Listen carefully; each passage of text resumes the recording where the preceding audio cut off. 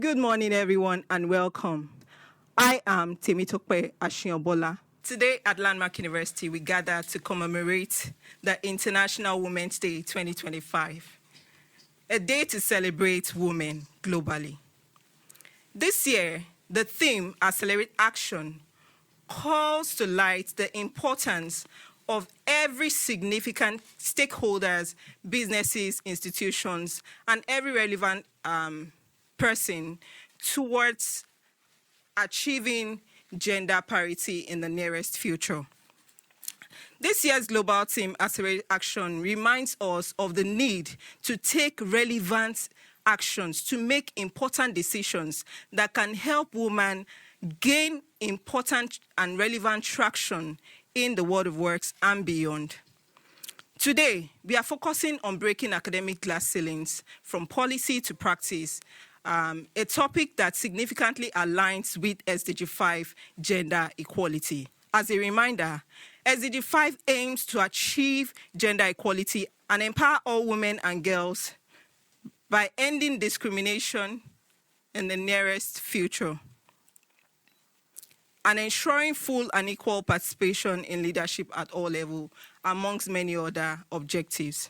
To guide this discussion today, I have in the studio with me important dignitaries and key SDG 5 advocators. Please join me welcome with us today. We have the HOD of Computer Science, Landmark University, Professor Marion Adebiyi. You're most welcome, ma. Thank you. Good morning. It's a pleasure being here today. Yes, thank you. You're very welcome. Also joining us in this discussion today, we have with us Professor Oluwasegun Dada. Professor Oluwasegun Dada is the current Director of Academic Planning, Landmark University, and the immediate past Director of LUCRID, that is Landmark University Center for Innovation and Discoveries. Professor Dada, you're most welcome, sir. Thank you very much, ma'am. It's so glad to have you here. Yes, thank you so much.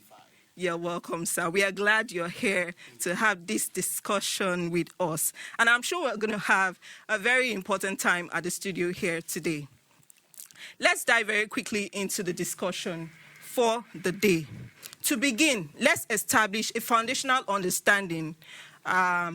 Professor Marion, ma, we often hear about glass ceilings. Please tell us, what are the glass ceilings we have within the academic context or settings?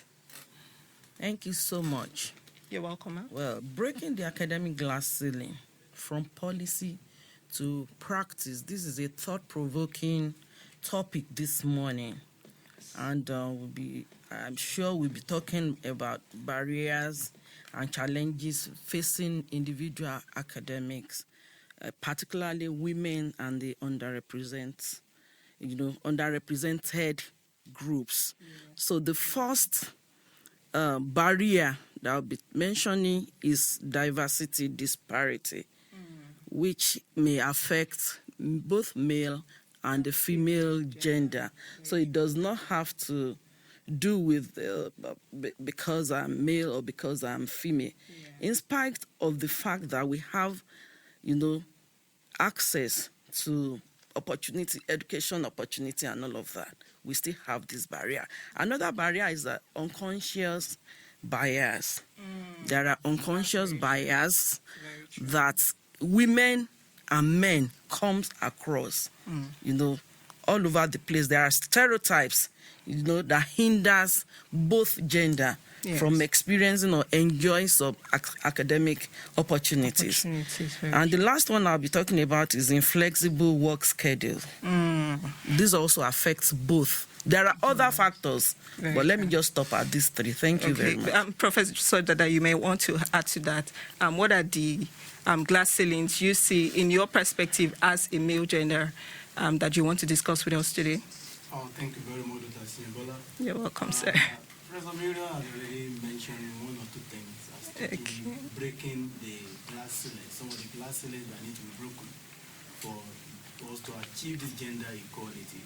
But I still want to lay emphasis on the fact that there is something we call lack of mentorship. Very true. One way or the other suffer in this academia.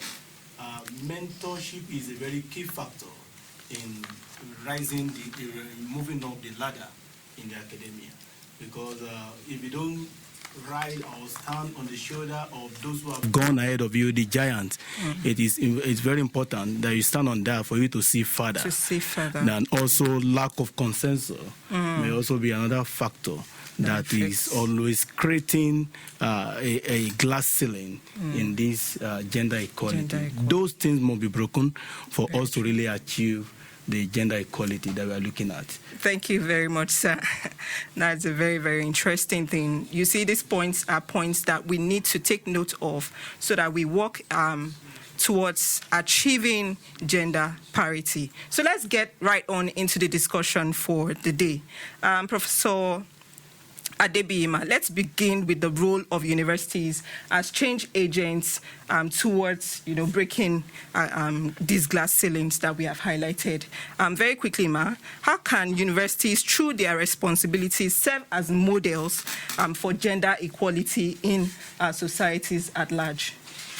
Thank you very much. I'll still go back to, because now we have highlighted the barriers. Yes, ma'am. How do we, so we can actually pick each of these barriers, one after the other, and discuss how a university or an institution can effect changes. Yeah, very true. So I will say that the first thing might be to include some basic things in our policy initiatives. For policy formulation, for instance, our great institution, amazing landmark university, we work and, abide by our policies.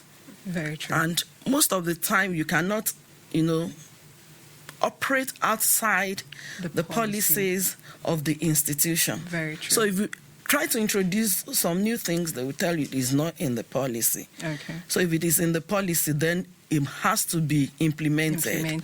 So policies that will eventually be implemented. So inclusion of diversity and inclusion policies. The institution can introduce diversity and inclusion policies to solve this diversity disparity that has been talked about earlier.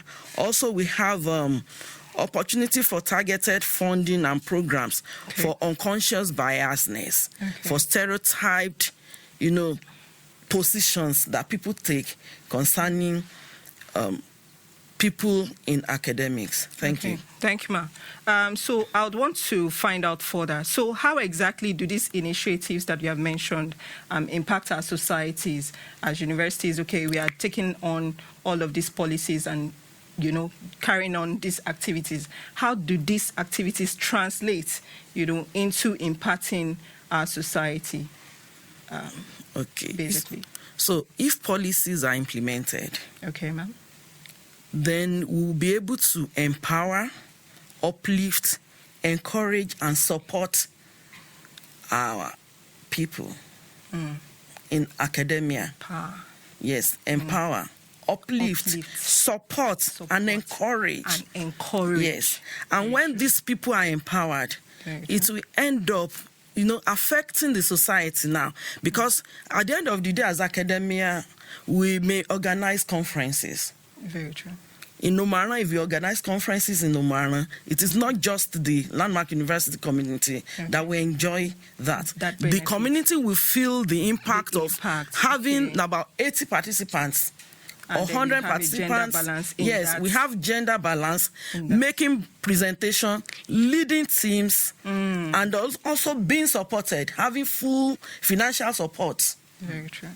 Yes. In 2021, for instance, there was the Nigerian Genomic and Bioinformatics Conference that we held here at Landmark University. I beg your pardon. We had about 80 participants. Out of that 80, about 50 of them got full travel grants, free accommodation and feeding. Wow. So you can imagine gathering about 50, just giving them travel grants. 50 people has entered Omu-Aran. So Maron felt it. We gave them accommodation on campus, but some people felt I can't sleep in students' hostel. Okay. So they went to town to get hotels and all of that. Yes. So that has impacted the community directly or indirectly. So we will have social, cultural impact on the community eventually. For instance, now, as a young postgraduate student, I enjoyed some opportunities, that gave me access to travel. I had full scholarship to travel to some countries to carry out my analysis. Wow. So these are some of the policies that universities need to take cognizance of. Thank you so much. That can support women, in our growth and within other gender. Very true. So women especially now. So I was pregnant in one of those trips. Wow. Yes. But I realized that in their country, they don't stress pregnant women. So most of the time, my supervisor would tell me, you need to go and sleep now. And I said, I'm not feeling sleepy. I'm just most active. That's really interesting. Yeah, during pregnancy, I'm very active. Yes. In fact, super active. Well, but unfortunately, in our setting, there are some women that may not, be that strong. So what are some of the policies that would actually support all of that? Do you know that? I'm sorry to cut in. Okay. It does not stop the fact that I still had my morning sicknesses. The money throwing up and all of that. But once I'm up, and that passes around 1 p.m., I'm up and running till midnight, till very late nights. Yeah. So, and my brain is very sharp. That was when I wrote most of my papers. That was when I wrote my thesis, both master's and PhD thesis. Wow. So it does not mean that, but then people may not even know. Okay, there are policies that does not make that are implemented, for instance, and maybe when you are during maternity leave, you are giving half salary or no salary at all. I think this kind of policies should be looked into. Yes, should be looked. This is when these women and the family needs that money the most. Look at the United Kingdom. I think they give about a year maternity leave to mothers. Yeah, so these are some of the fathers can even apply for like 3 months paternity leave. I think out of that 1 year for the mother, she'll be paid fully for 6 months, then half salary for 6 months. So this kind of policies, if implemented in Africa, we will enjoy it. We will feel belonging. I really hope Nigerian organizations can get to that point. Yes, but for now, I think we are really still far from that. Yes. But hopefully someday we'll get there. Thank you very much, Professor Marion. We appreciate you. Let's quickly move very quickly to Professor Oluwasegun. You are most welcome again, sir. Thank you very much, ma. Let me welcome you very well, because right now I want to talk about how these policies can be implemented further. So I want to talk about effective policy implementation. Sir, in your opinion, what are some examples that you have seen in universities, that are moving beyond policy statements to meaningful engagements or meaningful actions? Thank you very much, yes, Dr. Ashinyebola. I was almost carried away with what Professor Marion was just saying. It was a very interesting discussion. Giving us an example of what is happening in the U.S. Yes. So as if we just moved to the U.S. But something can still happen even in Nigerian setting. Yes. I also appreciate the fact that we are now projecting Sustainable Development Goal in this SDG 5 and implementing how this could also come into play in Nigerian setting. Universities, I harvested something from the Times Higher Education results of 2022, talking about those universities that are really doing very well in terms of implementing policies on SDG 5. We have 10 of them. The first one leading is that of Thailand University. We have the Chiang Mai University. I know they have a journal in Scopus. And the last one here is, that number 10, is one university in New Zealand, University of Auckland. We have university in Australia. We also have one in India. We have one in Malaysia, University in Malaysia. all those ones. Out of those 10 leading universities, there is none that is from Africa. Meaning that we still have much work to do. Serious work to be done. Actualizing gender equality. Yes. I came across a post online this morning that was talking about we are still far away from achieving the balance, gender balance we're talking about. Okay. And there was a projection of looking at the year 2158 before, we are in 2025. Oh my so God. before this will be achieved. Let me just itemize 5 key points of things that we need to do as touching the university. I know the university will be rubbing on the country. Okay. Before you get on there, sir, let me add these questions to it so that you can answer us together. Yes. Okay. So what are some of the metrics universities should track, to measure their progress on gender equality? I want to believe that will, so that you can give us a robust answer. Okay. From the little experience I had in the Sub-Saharan African ranking document, I think that time I worked together with the current SDG champion of SDG 5, that's Dr. Akomode, and she's still the current SDG champion.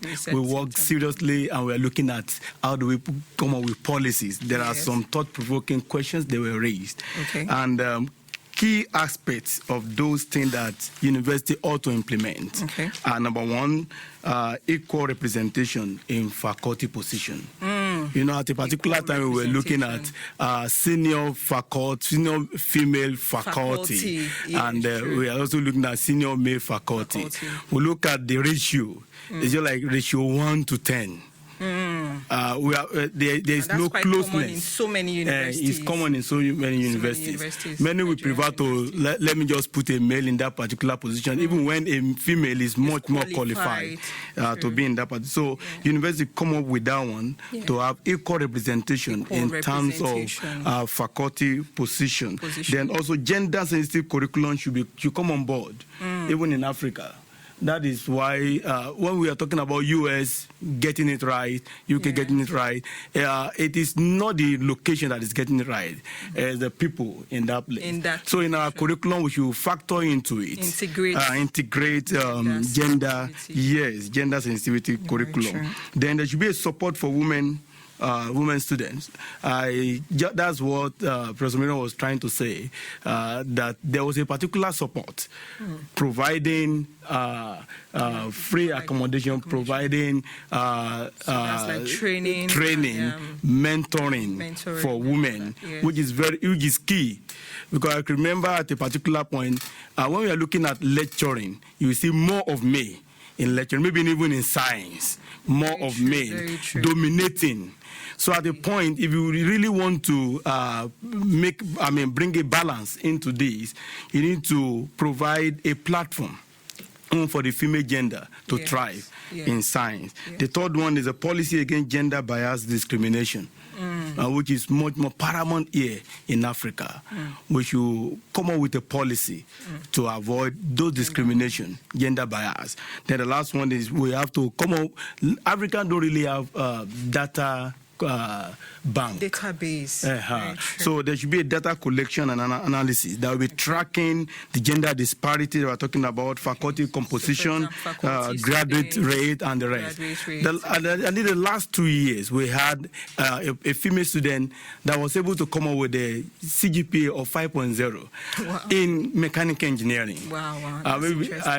I know, I was looking at that, I said, why is that this time around we have more of female coming out with the first class? There is a disparity, there is a, what will I call, there is something we call distraction much more for me this time around. Very true. But probably because they just feel that the community will see favor them since they are male and this and that. So female are now doing much more going extra mile in achieving this particular goal. Probably because they have that mindset that they need to do more. To get their desires, to get to their vision, to achieve their visions and mission and all of that. So it's like they put in more effort as compared to their male counterparts. Yes. Very true. Well, I'm just thinking that if those things can be put in place, university will also rub on the community. Then university should put all these 5 key aspects in place so that we can move towards achieving the gender balance. These are things that every university should, be sensitive about. Very the important. admission rate, graduation rate. You spoke about faculty position into leadership position. You spoke about that's that, key, and so much more. Thank you very much, sir. We are very, very grateful for this discussion. So very quickly, we'll go on a very short break, and don't go anywhere. We'll be right back. Welcome to Landmark University, where unique and transformative life journey begins for many. Having emerged as a global force in the higher education landscape with a unique mode of training that advances the frontiers of learning, Landmark University is unique in so many ways, with over 4,200 graduates already finding their paths in the world of works. Our custom-built programs towards a total graduate, total man concept, agripreneurship, and etc.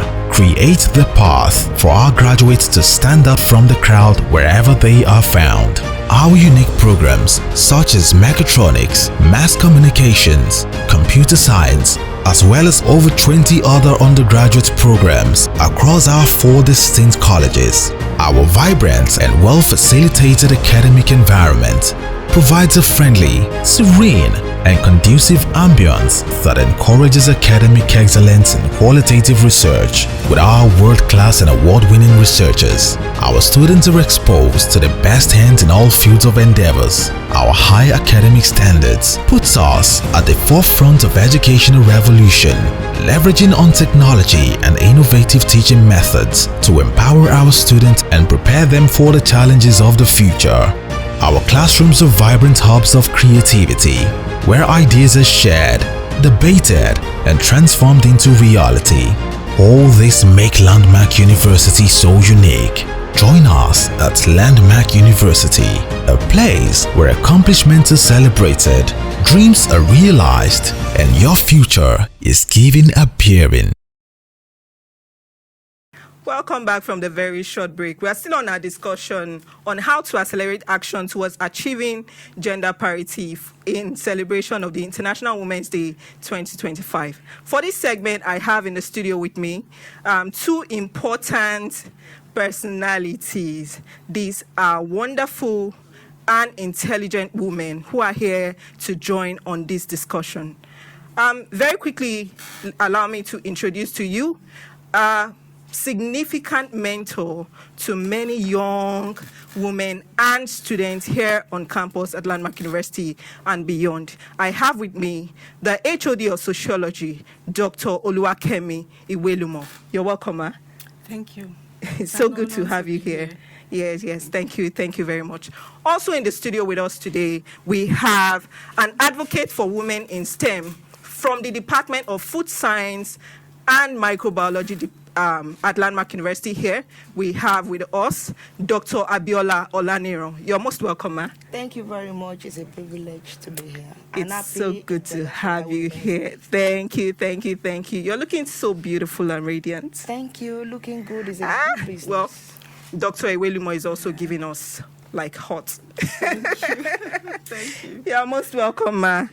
So very quickly, let's proceed quickly into the discussion for the day. And very quickly for this segment, we'll be looking at how we can advance women in leadership. I want to start with you, Dr. Olaniroma. What structural barriers continue to limit women's advancements into senior academic roles and administrative positions, basically in academia? Before you can even look at any barrier, yes, you need to understand different stages so as to know the ladder that you are climbing.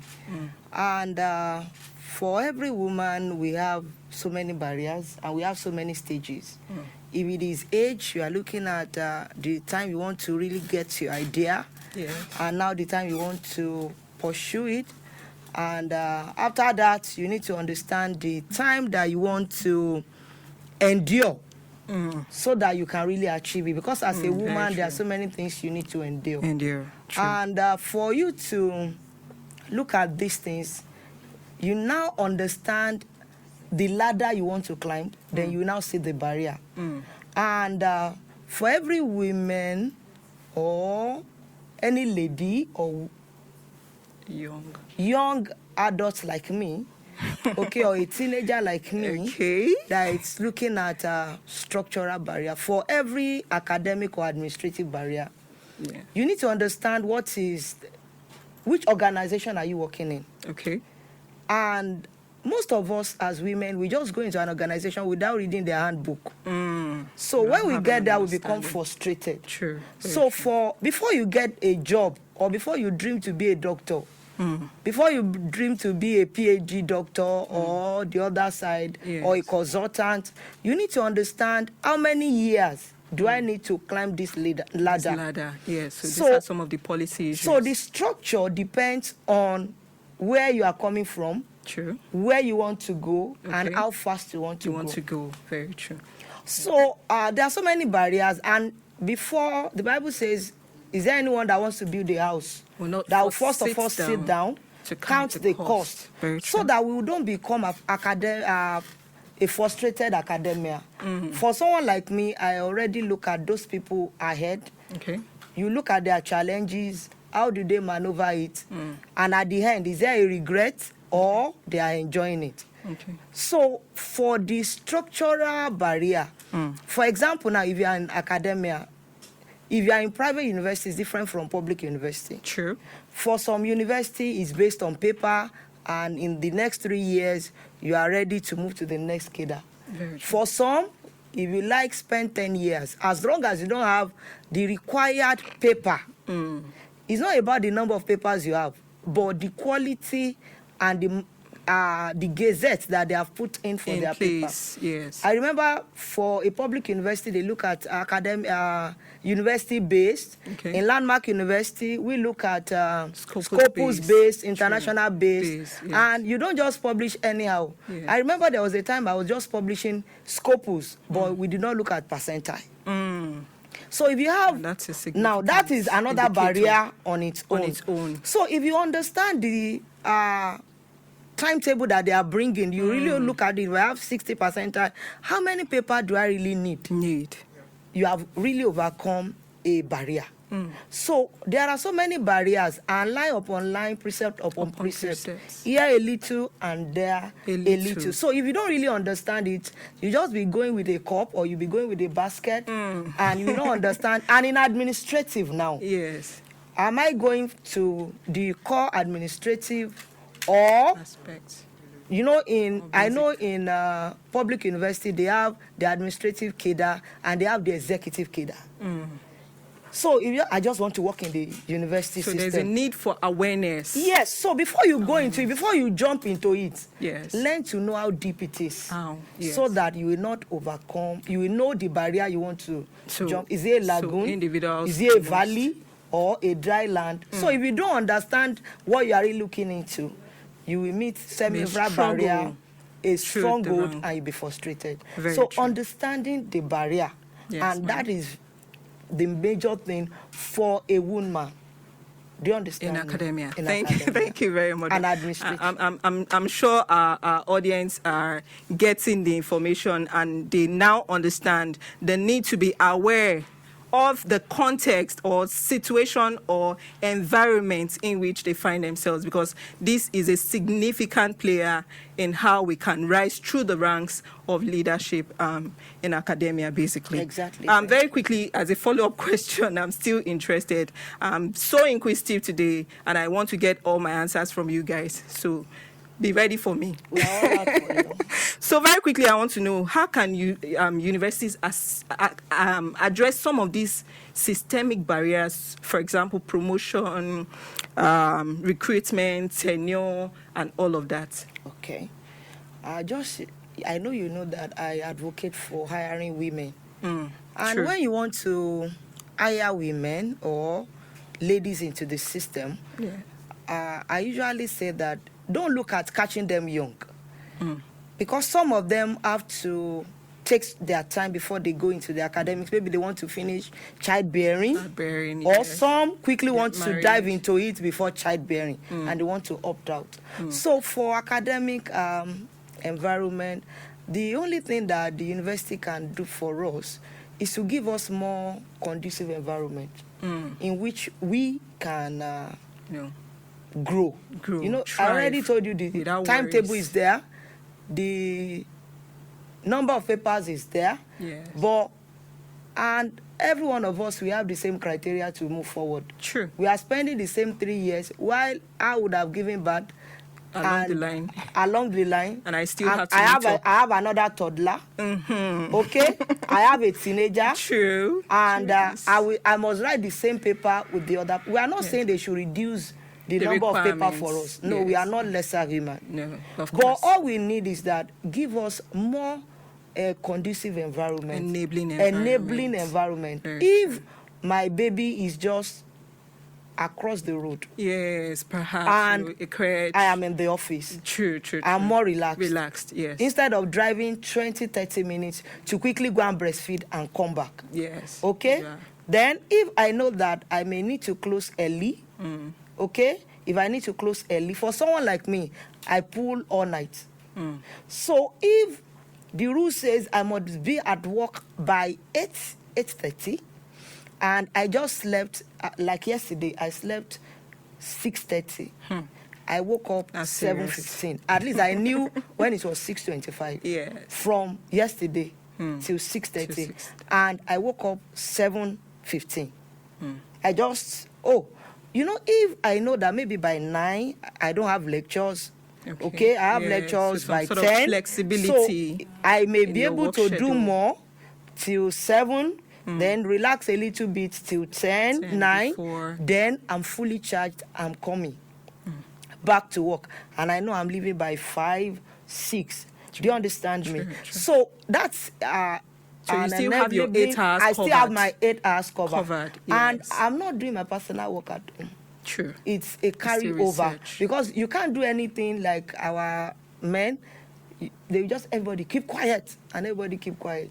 But as someone is dragging you, you are cooking, and at the same time, we you wear be so able many to write hats paper. as women. So while others are sleeping, yes, you are sacrificing the night. True. Just a little bit flexible. 9 is fine. At least if I wake up by that 7:30, by 9, I should be fully prepared, and charged for the day. Yes. Thank you very much, Dr. Omu-Aran. So let's continue this conversation by looking at knowledge production and our curriculum. So right now, I'd love to move to Dr. Ewelumoma. Okay. You are a key figure when it comes to mentoring. Students particularly, they come around. As an HOD, you get to interact with so many women. So I'd like to know, as a key player and key gender equality advocate, I'd like to know, how does gender inequality in academics affect research within institutions? Thank you. You're welcome. Gender inequality is a characteristic of virtually all societies. True. And it places men on the average on a higher socio-political and economic hierarchies. Yes. But when we come to the academia, we see it manifest in different ways. And those ways shape our research priorities as men and women. And like Dr. Omu-Aran said, just to add to it, you see the women are not adequately represented in leadership positions. And you hardly see, compared to men, you see fewer women in senior academic and decision-making positions. True. So those have implication on, for example now, institutions, who are those that make policies for research fundings, for other research opportunities. So if they are not there to participate in decision-making, definitely it will affect them. And maybe other marginalized groups. Yes. And another thing is there is unequal access, like I said, to research opportunities, to research fundings. And then there is this bias in opportunities like publication, peer review. Studies have established that. Yes. And we also have certain institutional biases, and then even our own work-life balance challenges is very important that affect us. Yes. As human beings, we know that women and men, they have different perspectives. What constitutes a problem to a woman constitutes it to be another thing for a man. For a man. So definitely our choice of research will also be different. But then we have this larger culture. So, you know, for you, women are expected to publish, fine. Men are expected to publish. But where are you submitting your articles to?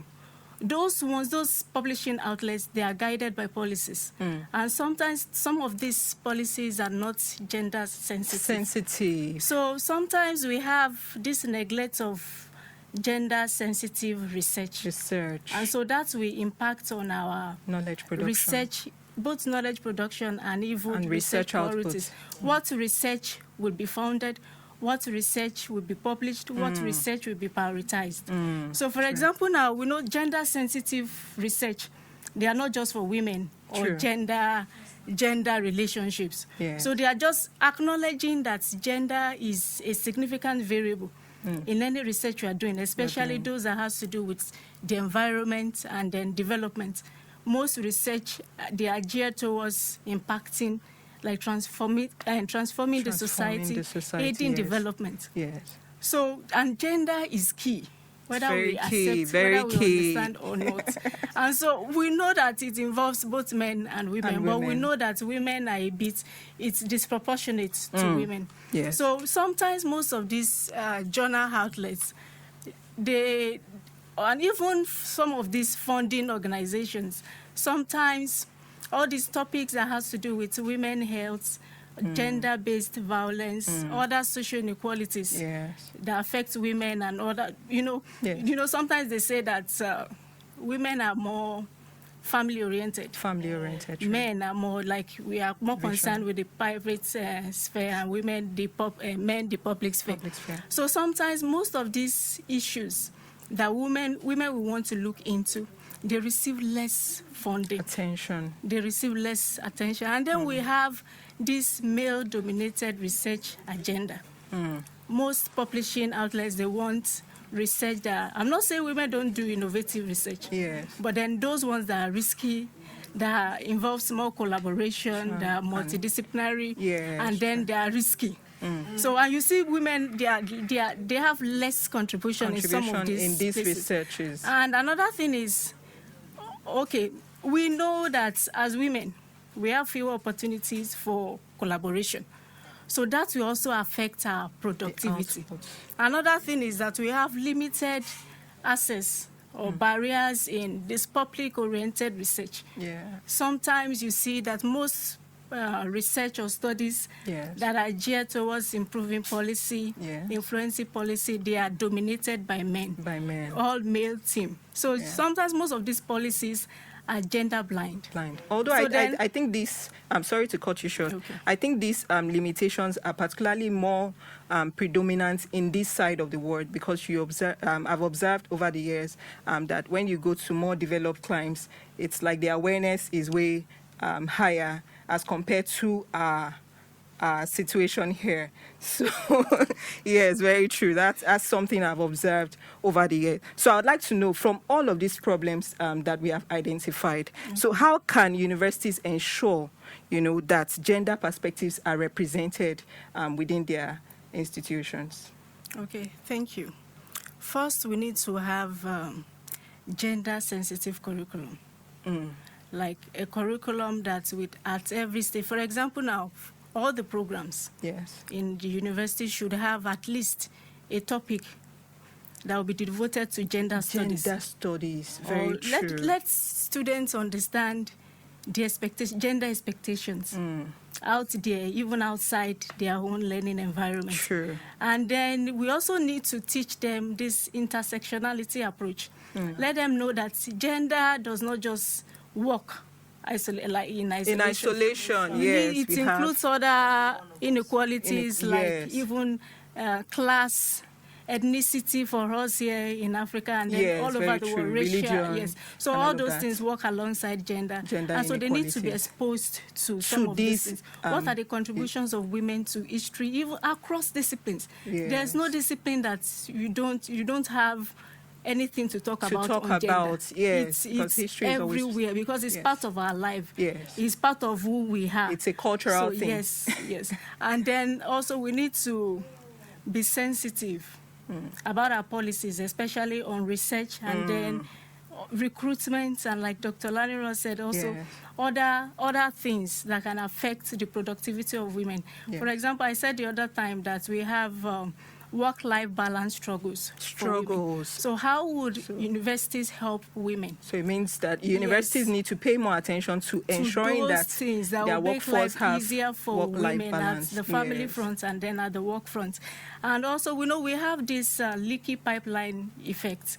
Like women, though they are in the academia, but they get out faster than their men. male counterparts. So we have fewer women mentors, and so if there are no women to mentor other women, is also very important. This exclusive, educational, exclusive knowledge production will persist. Yes. If we are unable to have women that will be like role models, examples to younger, to grow those ones that are coming up, like you are doing to your students now. Thank God for that. And thank God they keep coming back.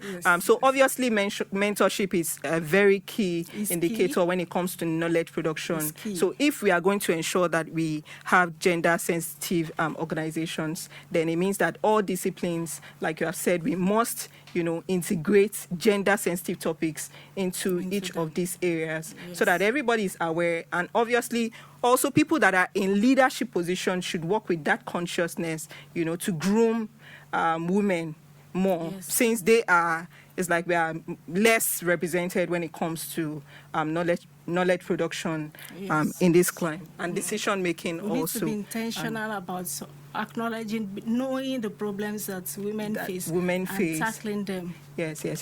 Okay, to round up this segment, Dr. Ma, I'll give you 1 minute. Kindly add your closing thoughts to this discussion. What would you like to say towards this discussion? This year's theme talks about accelerating action. Okay, and the Economic Forum has highlighted that we still have a long way to go. While we are working, it's like there's still a very long way to go. So how exactly can we, accelerate action towards achieving gender parity in the nearest future? Thank you very much. Yes, ma'am. To accelerate action, you need knowledge. Add wisdom. And when you have the wisdom, guard your heart from every distraction. Okay. And to break the barrier, we need to recruit more. Retain them in the system. Retention. And advance them. For everyone that comes in and knows that the environment is conducive, a woman loves where it's conducive. They will settle down. They will bring everyone in. And when they see that they are enjoying advancement, no stagnation, no issues, before you know it, every barrier is being broken, and they will be in a good state of health and mental health to encourage others, other women that come into this. Like they said, give a woman a seed, it will give you a nation. True. So you want a place to be peaceful, make sure that the women are recruited, empowered, they are retained, and they are advanced. And when they are advanced, and when they are advancing, they are empowered to bring others up. Thank you very much. Thank you very much, Ma, for that contribution. Dr. Iwilimo, please, would like your opinion on this. Thank you. I think women should know what they want.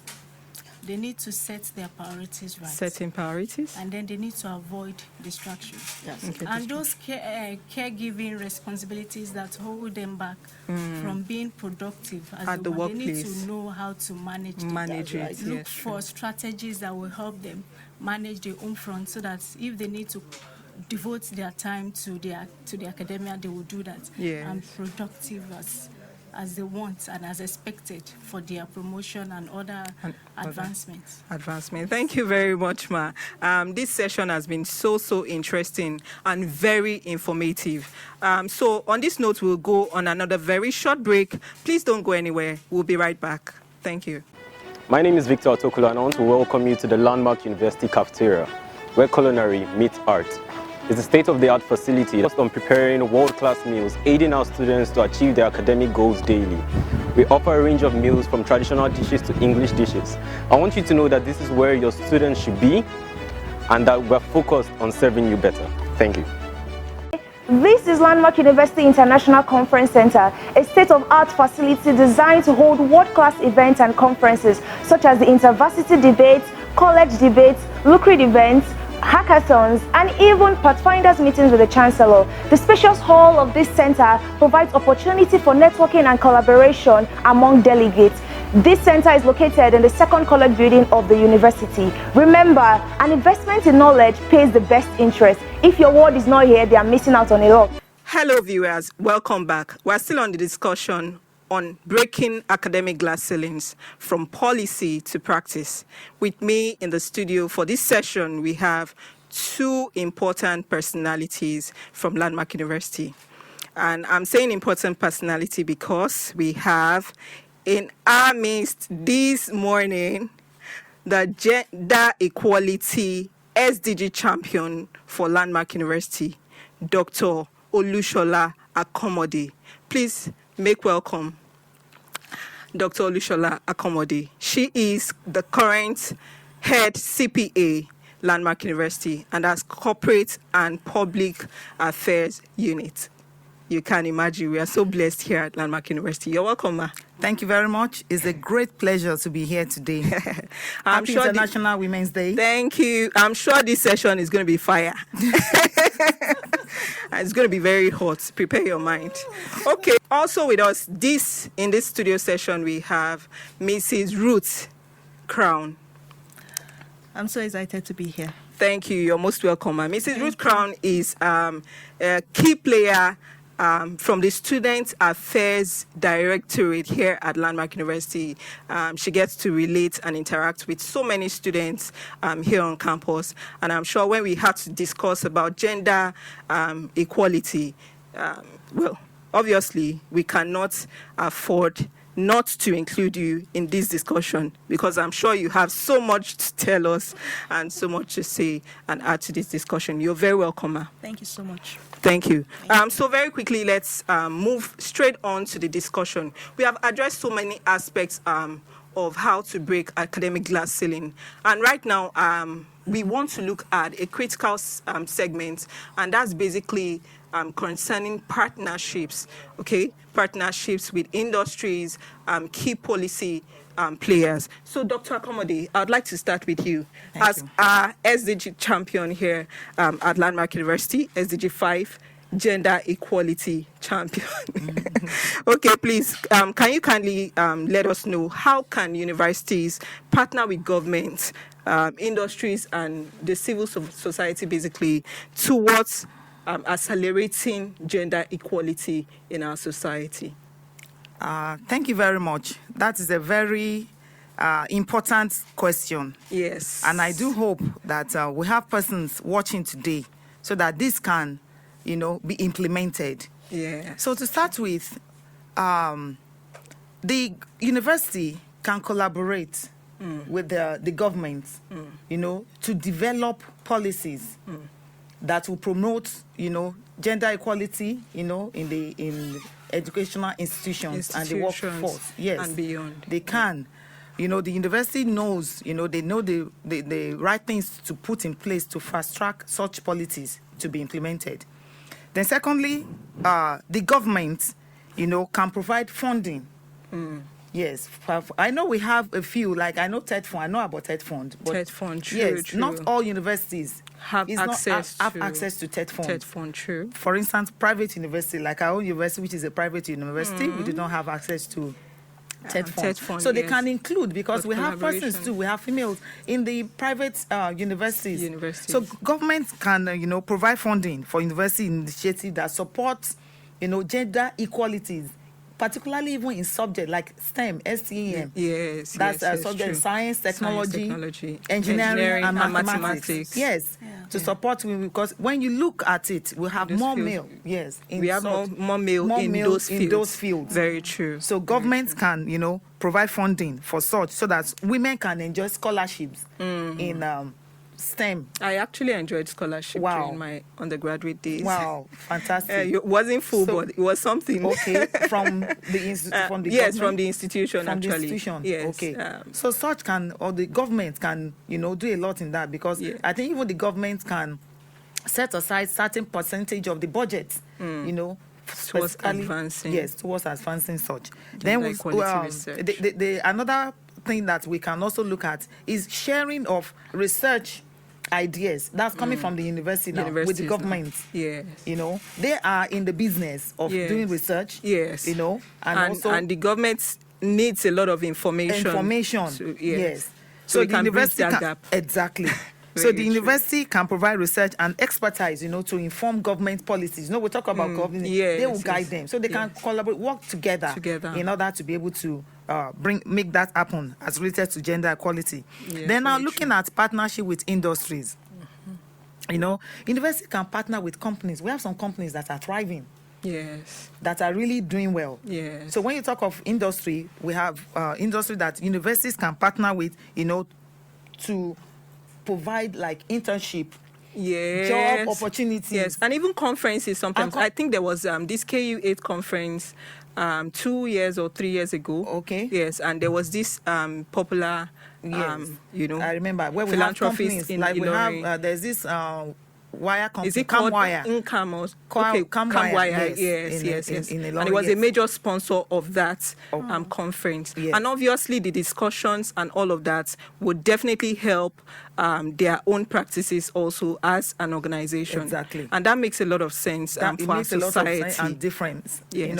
We have other companies. We have some companies even, like people who aspire. Not just people now, we're talking of the female gender. Yes. I wouldn't know how much a company like Dangote, gives women opportunities to come in as internship or, job opportunities there. So such can, be done in order to promote gender equality. And maybe some of these organizations can actually even, implement policies that will ensure that they have gender balanced recruitment process, like we have said. So even for internship, most times they could also work with that consciousness. Male dominated. Yes, consciousness of not just waiting on getting just anybody that comes in. You have that awareness that I want balance at all times. Yes, that's a very beautiful thing. That's something I think if these policies are actually implemented, our world will be a better place. Absolutely. Yes. Thank you very much. We also have creating mentorship programs. Okay. Like industry can partner with mentors for women students and faculty. That's offering mentorship program, offering guidance and then support in their careers, their chosen careers. That's another way that they can actually then supporting entrepreneurship. Universities can partner with industry, to provide resources and support for women entrepreneurs. Such as funding. And even the networking opportunities and business incubators, because even now that the economy now is one shouldn't limit oneself to a particular source of income. True. So we can have that, because invariably in some homes you have even some women taking the larger part of sustaining the home.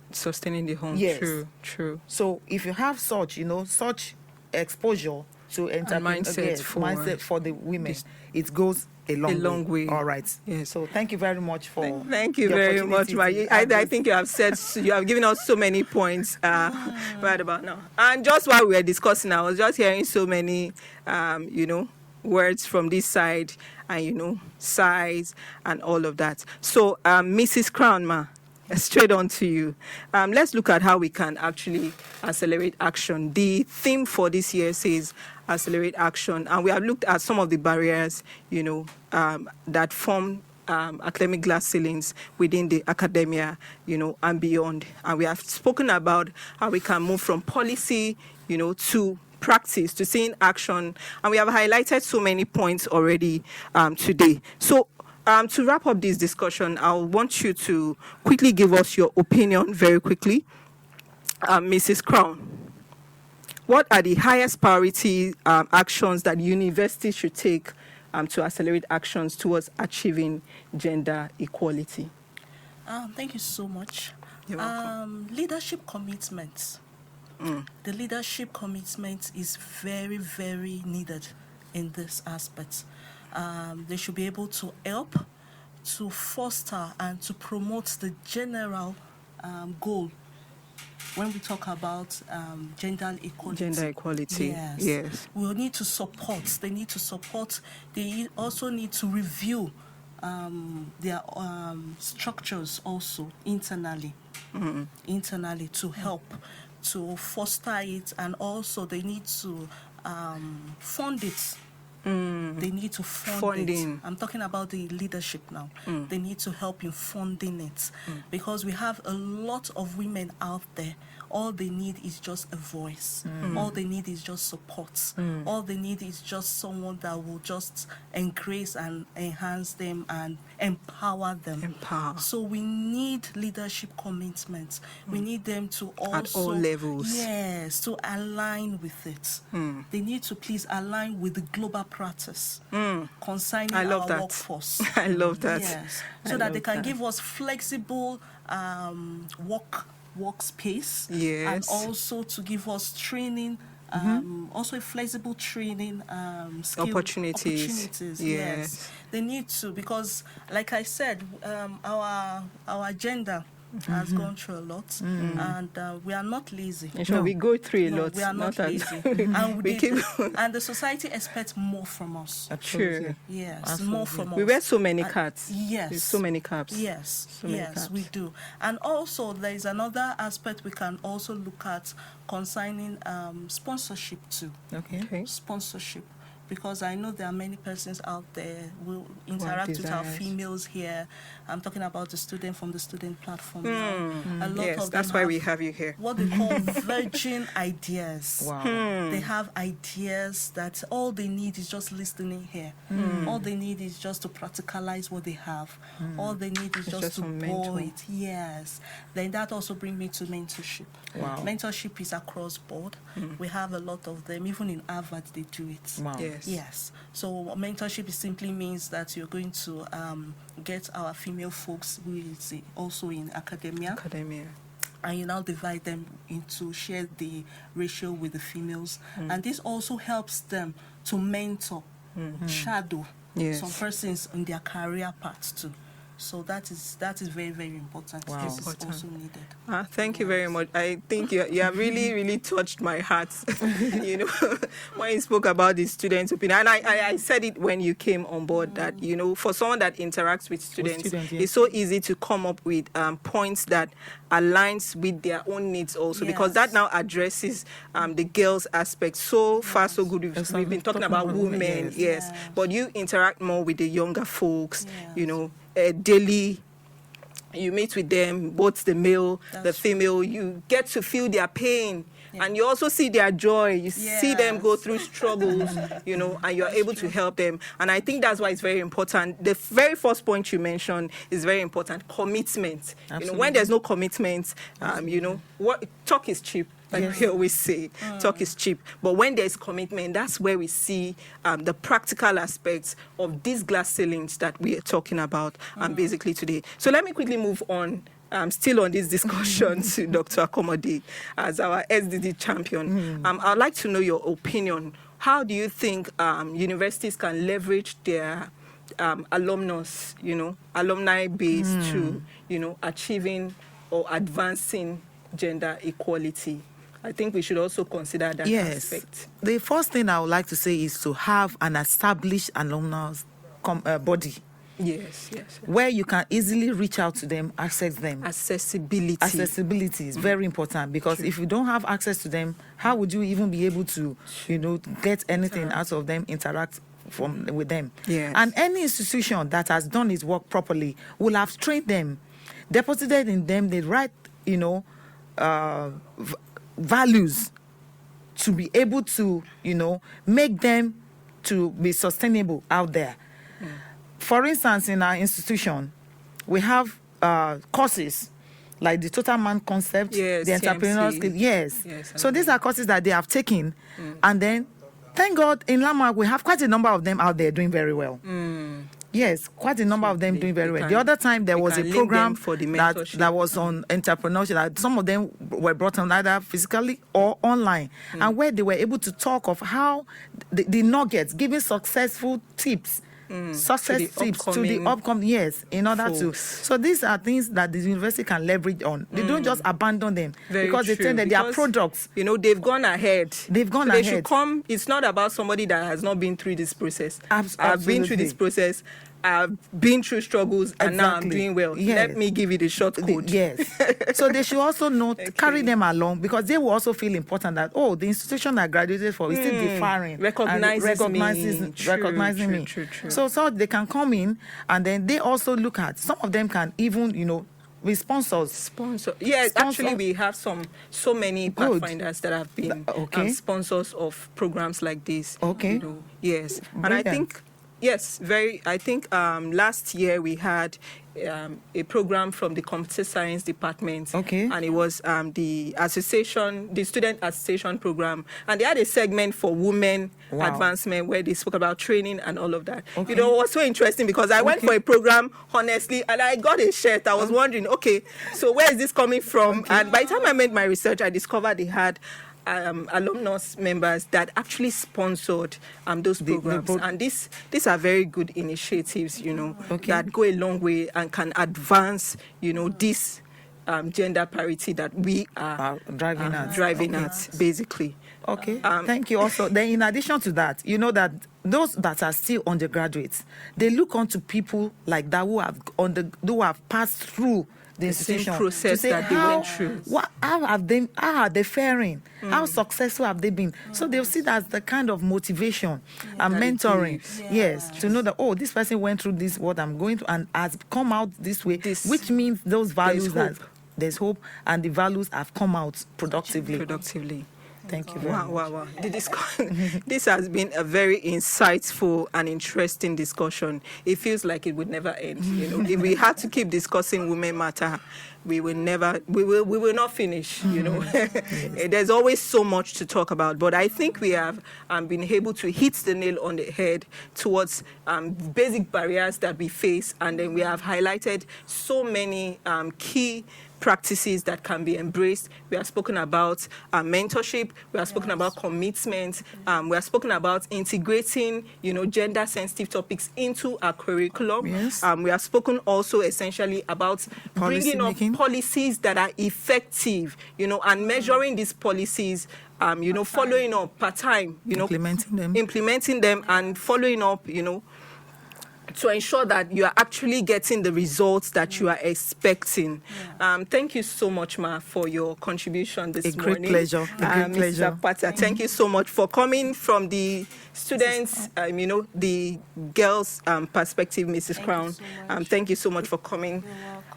So, on this note, we'll be wrapping up now. But before we go, I want to give my discussants 1 minute to give us their word for this discussion towards accelerated action. So, Mrs. Akomade, as the gender equality champion of Landmark University, I keep emphasizing it. It's your position. You have to wear it well. So please tell us your word. What do you have to say to women organizations, globally now, on how to accelerate action towards achieving gender parity? What's your message for the day? Thank you very much. Thank you, ma'am. The essence of this kind of program is to sensitize the society out there. Both gender have been watching this program, I'm listening. Now, accelerate action by taking action. Taking action on what has been said. Now is the time. A lot has been said about gender equality, but to implement it and keep the policies, the rules, yes, all that has been said, the suggestions made, running is what is very important, so that the effects can be seen in our society, in institution, in organization, and in homes also. In homes, seeing all this has to be done, and starting from the home, from the family. Take action, accelerate action. Right there in the home, you have male child, female child. True. Treat them, equally. No one is better than the other. Give them equal opportunities to learn, to explore, to be exposed. Give them equal opportunity, equal knowledge, so as to make them better in the society. Do not look down on the other. No one is inferior to the other. So now is the time to accelerate action. Thank you very much. Thank you very much, Ma. So I'll be moving on to Mrs. Crown. Mrs. Crown, you interact so much with students. When we talk about gender equality, it addresses not just women, but we also are concerned about the well-being and growth of our girls also. And that is your forte. So please, what message do you have for the girls out there today? For the girls out there, please keep dreaming. Please Dream don't big. die. Have the faith. Keep the touch on. Yeah. Because I know there's a lot of distraction out there. There's true. a lot of distractions, but please keep dreaming. And for the people that have gone ahead of us, that we look up to as mentors, please don't forget the grassroots. Don't forget the grassroots, please. There is a lot of potentials that are there. Many persons, like we said, we need to accelerate. So until we'll look back and exchange the baton, there will be no continuity. So please, for my girls, please keep dreaming. And the sky is just the beginning for us. Yeah, thank you so much to all our discussants today. We have had a very, very valuable contributions today.